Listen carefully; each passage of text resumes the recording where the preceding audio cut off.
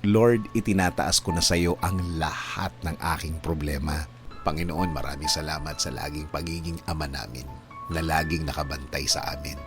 Salamat sa bagong araw na isang regalo sa aming buhay ngayon. Salamat sa mga biyaya, Panginoon. Kami ngayon ay nag-aalala, nasa gitna ng isang sitwasyon na hindi namin na-imagine na mapupunta kami, Panginoon. Nag-aalala kami, Panginoon, dahil ang apektado ay hindi lamang kami, kasama na ang mga mahal namin sa buhay. Inaamin po namin, Panginoon, na hindi namin alam kung paano po nagsimula ang problema na ito.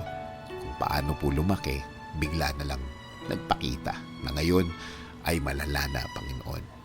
Pero Lord, kahit ganito ang aming kinalalagyan, pipiliin pa rin naming maniwala sa iyo. Patuloy kaming magtitiwala sa inyong grasya because we know that no problem is too big for you, that anything is possible for you. We know that there's still good things behind this. After this, hindi kami magpapadaya sa aming nakikita ngayon, Panginoon. Alam namin na ang sitwasyon ngayon ay magbabago, biglang magbabago.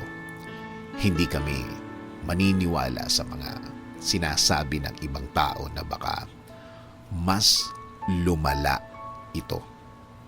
Kakapit at maniniwala kami sa inyong pangako na isuko lang ang lahat ng ito at kayo'y magsisimulang kumilos, Lord.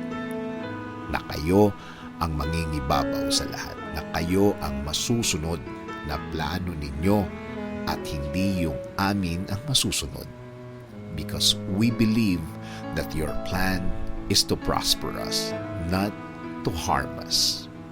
Your plan is to give us hope.